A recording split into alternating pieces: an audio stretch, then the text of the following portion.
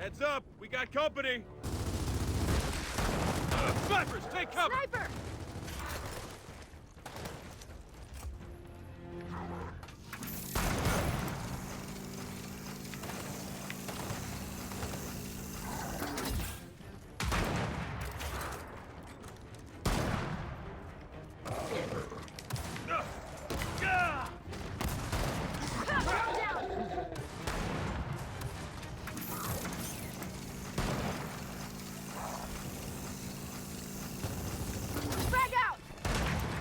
I am not very good with this torque bow.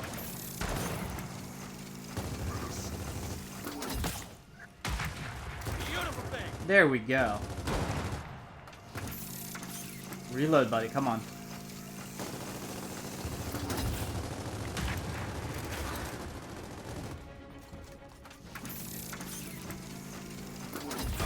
Nope, and I missed my last shot. Fuck me. Oh, that's not fun.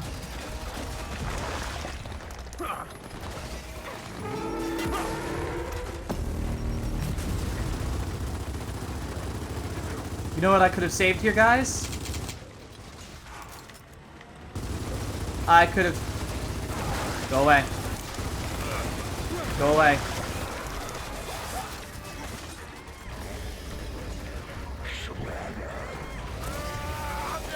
That works. Hey, your head. I need it to go away. There it goes. I don't think so. That's it. We're clear.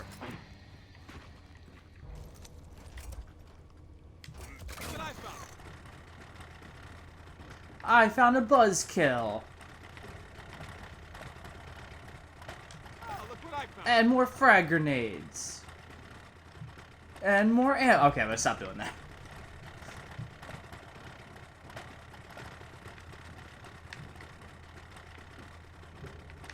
Aw, that's a bummer. But here's something that I enjoy about this game.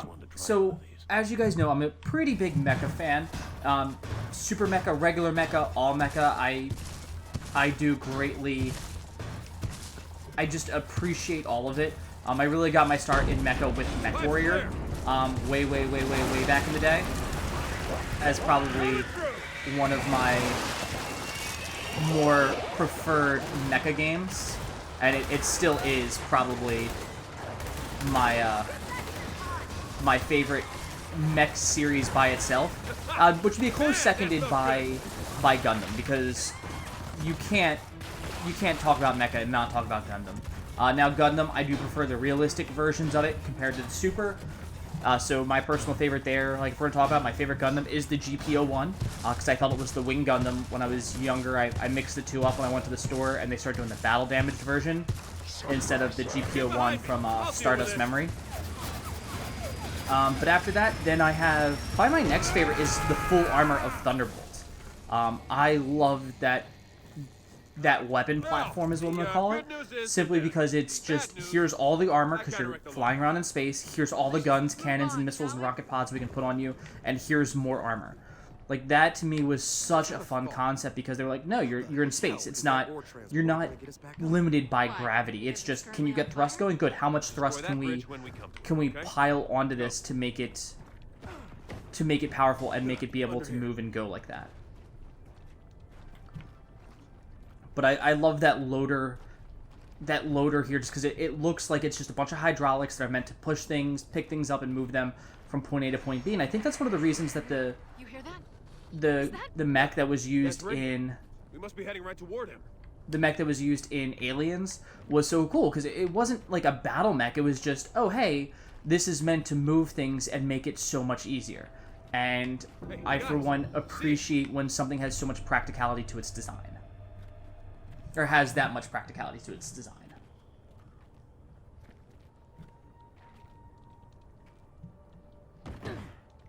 Alright, check the pods for my dad. He's gonna be in one of the newer ones. Hurry. Snatcher! Alright.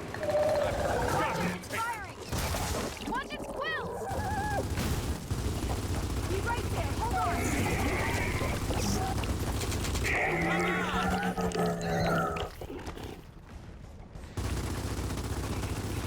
Alright, so this is the deal with the Snatcher here, guys. The Snatcher will do a one-shot down if you're not paying attention to it. If it grabs you, it will walk you off the battlefield, and that's it.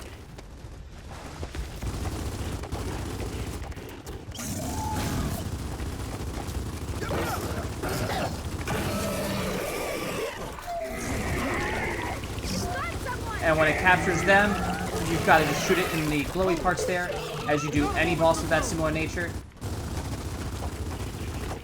And, yeah, just do enough damage to it. So it is a bullet sponge.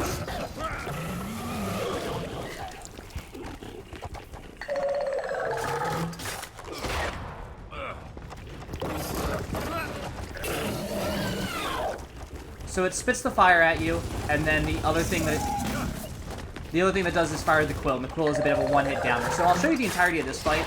Hopefully I won't go down at all while fighting it, because it's a pain in the ass. And it can only grab you in that down but not out state.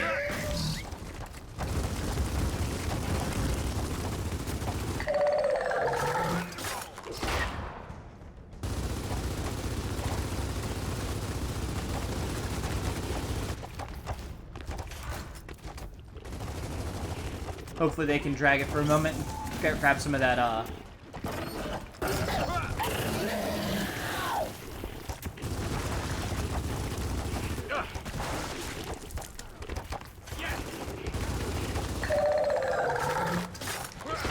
Oh, that was close. And it's also one of those things of you're not sure how long or who's been captured, because you see, like, the retro lances in here. So it could have been even before this that people were being captured. But we got it. We search for Marcus. I don't know. Hey, there's some turbo ammo. Start looking. None of these look recent enough. We need a newer one. And there's the hint there that, you know, you're looking, and you can tell, like, how old some of the pods are. They're covered by gooiness or what have you. Oh, it's only got 2 shots in it. We're gonna take the boom shot, guys. We're gonna take the boom shot. The torque bow it has so much lead up, and as you guys have seen, probably not the best person to be using that. Over here. I always make the joke with my friends, like, if they ever see me pick up a sniper rifle when we're playing a game, like, just shoot me and take it from me, that it'll be more worthwhile to the team. I can do pretty good with the DMR, where I can plink a couple shots, but I am nowhere near as good. Looks new. Hey, look! That pod looks new. It also looks like it's being ringed or encapsulated. Like, look, the pod looks distinct with all that shit around it. So now, not only being goofied, that's probably like an amniotic fluid in there that would allow him to breathe it and get it into his lungs, similar to how in the womb we would have to breathe. Damn it! Come on! Come on! Come on! Now, that's one of the problems I would have there, I think, with this armor. And like I said, one of the aesthetics that I have for this game is just how packed that armor is, how bulky and deliberate it feels. You gotta let him go. You think about the armor that, like, I wore when I was in the military. Like, you have the flak jackets on, so those things are built to stop a 7.62 round, and it's just a solid piece of, like, hardcore metal. Like, you cannot do CPR through that. Like, you can pound on that shit all you want. You will bruise your hand and bloody your knuckles. And that's a lot what that reminds me of. And then you've got shoulder pads in it. You've got a groin protector. You've got side pads going down for shrapnel protection to slow down anything. And to me, it's absolutely fantastic that this armor, especially this armor Marcus wears, how he has more of it on there. It's a lot bulkier than what the new Pro Tags have. You're okay, Dad. We got you. I didn't realize how many more lights theirs had on it compared to Marcus's. Like, theirs look so much newer. You smell bad. James, in that pod, I was in their network. Network? What network? This whole goddamn hive. It's all connected. All the people they've potted. I could feel them. The locusts never died, James. Yeah, we figured that out. Kate. Your mother. What about my mother?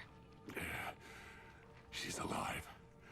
And she's not being treated like the others. Not potted. Where is she? Another grub burial site. It's not far. Take me there. Wait. Your people from the village. I felt them too. For a while. They didn't make it.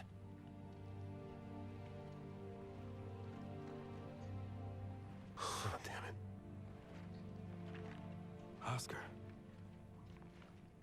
Kate. I'm really... Mourning our friends isn't gonna help my mom. All right.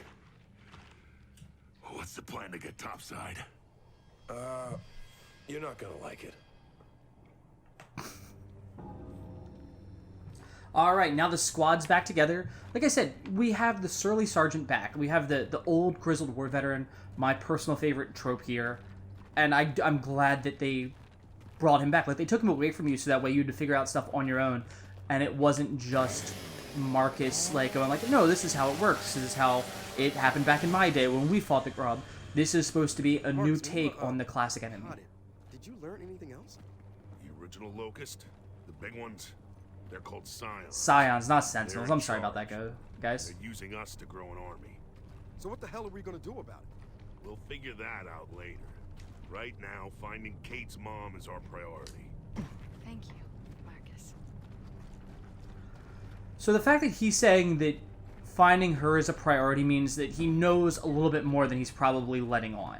Which, like I said, it's a good trope to have. He was potted, so you expect him to learn, especially when he's like, I was connected to their neural network. If you read the books and played the first 3 games, Marcus is not an unintelligent brute.